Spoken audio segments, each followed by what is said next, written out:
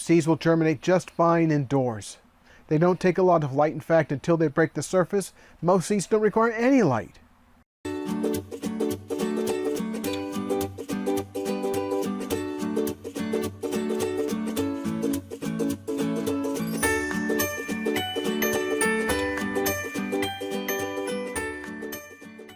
Read the instructions.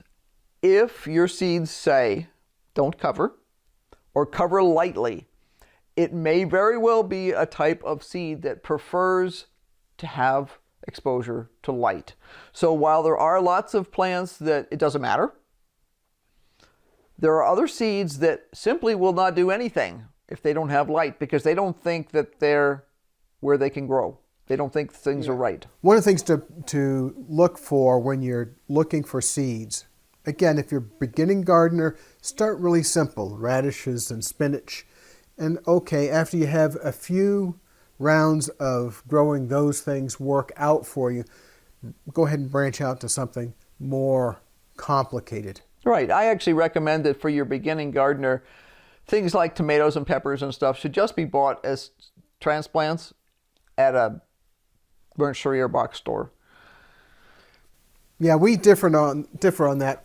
I strongly encourage you to go to a nursery and not to a box store. Well, now, in our case, we happen to know what the specific varieties would do in our area. Right. And if we go one direction to one set of big box stores, we're going to have one set of varieties of tomatoes, for example. If we go another direction, we have a different set of varieties. Yeah, we got multiple climate zones working here because of altitude changes. And if we go 90 miles another direction, we're in deep trouble because that's a totally different climate. It's a much warmer environment. Much warmer. So there's a lot of information that you need to really follow the seed packets if you're starting from seeds. Not all companies are going to provide you that information. It's a good idea that if you're going to be growing a specific kind of plant, look on several different sites or several different books and see what they each say. And when they say something different, you want to go understand why they say it differently. Right. Now, years ago, it used to be that most of the big box stores sold what I call junk seeds. Now, Burpees and a couple of other pretty reputable companies, Seeds of Chains, and I mean several different botanicals. There are several different companies out there that now sell through some of the big box stores. They usually have very good explanations on the packet. One of the things that drives me crazy with a couple of these is they're like, and for more information, cut this package open. Which means you have to dump your seeds into something else in order to be, because when you actually cut the package open completely, there's a whole bunch of good information on the inside, but I hate cutting my packages open. But it's there now. It's much more accessible than it used to be. A lot of times, even the dollar store seeds sometimes will now have some pretty decent information on it. The first thing I'm going to do is level this out. I want to get all the lumps out of the top, and oh, there's pieces of wood in here too. Okay, so why do we level out the soil?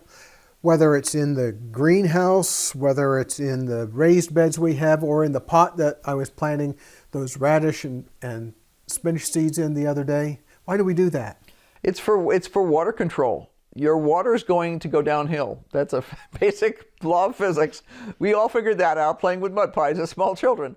And it's become incredibly obvious to me watching some of the people on YouTube that they never played with mud pies as small children. If you haven't played with mud pies, you should play with some mud pies. Really, because it lets you understand how soil behaves, how water behaves, and the fact that it lets you see, if you take dry soil, putting water on it and how it can be hydrophobic so that the soil will actually not absorb the moisture and things like that. And there are certain types of soils like fine silts and stuff that will instantly go into what I call a clay slip. I mean, it becomes like the slip that you use for putting handles onto cups when you're making cups out of clay in a ceramics class. That's just a glue, but you don't want that glue on your hands. You don't want that, you need to be aware of it. It's something to just stick in there as a piece of information. I break up on any of the clumps that are in it. Dry peat, dry compost, dry dirt even. Right. Clumps have to come out. It's why Well, they come out and you have to break them up. Right. One or the other. In the garden, I usually just break them with my hands. Sometimes I can break them by hitting them with a landscape rake or something like that. Does not have to be perfect. Does not have to look like one of those Zen scapes where you rake the sand. But it needs to be small enough and compliant enough with what you're trying to do to allow your seeds to start. Now, if you're just transplanting, it's a little less important, because you're going to be picking up plants and putting them into a hole and all that kind of stuff. But then for me, there's still a tendency to break up big clods and stuff like that, because I want to make it easy for the roots when they first get started. There's another reason to break up peat and compost in particular, and that is when it dries out completely, it doesn't readily absorb water. So if you ever watch it, water will just run off peat. It's really hard to get it to rehydrate. Mm-hmm. You want the peat content in your potting soil to accept water, so it doesn't just shut off. Because even though you might water until water comes out the bottom of the pot, there may not be any water in the middle, because if you have a big clump of peat, it can shed that water off to the sides. Right. And now you've got a problem, because the peat's going to rehydrate, but where's it going to get its water from? It's going to get it from the surrounding soil. It's going to suck all that water down that you want to use to germinate your seeds. Right. I actually don't use peat pots here for exactly that sort of a reason. I also don't use paper pots either for the same reason. The problem is, for us, because we're in such a drying climate with frequently drying warm winds, it becomes like a wick that pulls all the moisture out of the soil, and it can become a death trap for my plants. Literally a death. It becomes, like when you get a plant that is totally pot bound and you pull it out and you can see all the little roots in there. They're going crazy trying to get their way out and they can't. Or maybe they'll come out the bottom hole or something like that. We've seen the same thing happen with peat pots here.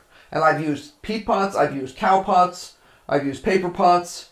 We don't use any of them anymore. If, for some reason, I have been gifted a plant that comes in one, I at least break off the top and score the sides. And the reason I break off the top is because if that top is going to be above the soil level, it's going to be acting like a wick to pull the water out of the soil. The stuff that's underneath, I will score it, because that way, if the roots are trapped in it at all, they can still come out through the scores. Yeah, when I was working with Mr. Leposki, another real person, by the way, on his tree farm, whenever he had a tree that needed to be put into the ground, if it's grown in a pot and the roots coiled around because he or I or we didn't get it in the ground soon enough, he'd take a knife and score those roots down a little bit. We'll talk a lot more later on this year about how you deal with root-bound things and what doing the scoring can do.